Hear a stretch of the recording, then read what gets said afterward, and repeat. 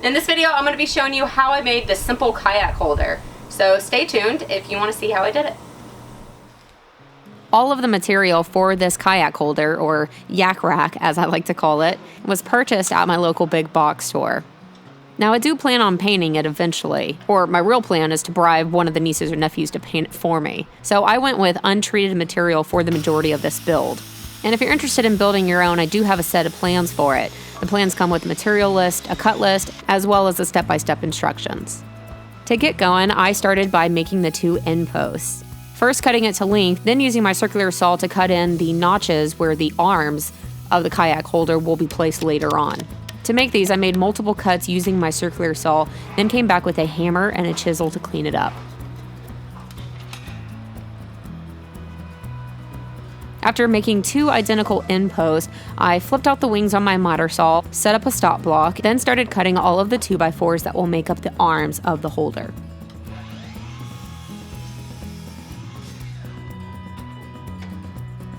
After cutting each arm to size, I then set up a different stop block so that I could make a diagonal cut on each one of the arms. And this is primarily just for aesthetics. After getting the arms taken care of, I then set up yet another stop block and started cutting all of the diagonal members that I'll later put into place to support the arms.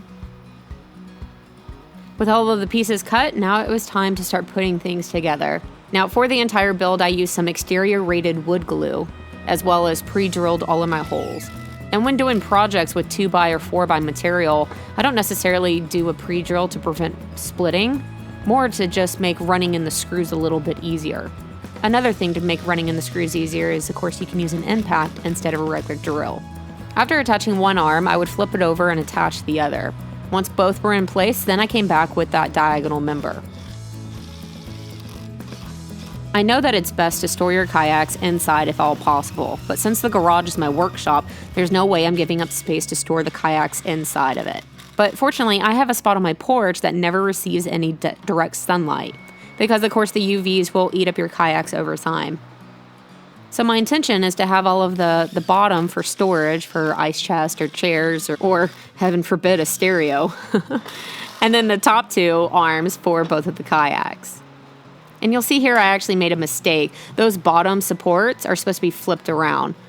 But I was in a hurry, and since I used wood glue, there's no taking it back now.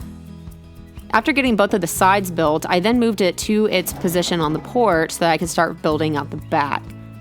To make this a little bit easier, I flipped both of the sides on its back and then simply connected the 2 using the 2x4s. And you'll see in just a few moments that I actually put an entire back on mine, but you could stop at just the 2x4s. I think it provides enough stability and support for it. However, the good thing about adding a back to it is that it gives you just more area to possibly add some hooks or some screws in order to hang things, such as your river shoes or even paddles. To finish out the back, I'm going with some fence pickets, just because it's a lot cheaper than, let's say, a 1x pine board. And anytime I'm cutting longer material on my miter saw, I always use my Triton multi-stand to act as a stop block. It has a space in the center that's perfect for a 2x4, and this way you can still make multiple cuts without measuring each board. And you'll probably notice that I'm going with treated fence pickets here, and that's only because my local store was out of untreated. So I'm going to wait for these to all dry out before painting the entire unit. Once all of the boards were cut to length, then I just moved the holder off of the wall so that I could get around to the back and start attaching things.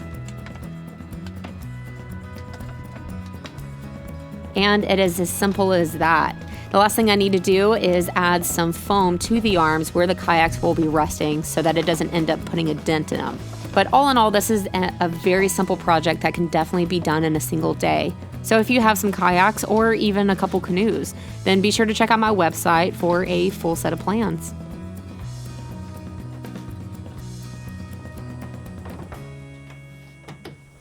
For the foam, I ended up cutting up some of those kneeling pads that you can buy in the garden section, or I actually found mine at the auto parts store.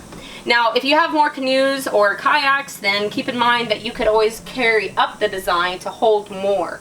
Or if you have a wide space, then you could mirror the arm design to the other side so that it kind of looks like this. So I hope this helped somebody, and I will see you next time.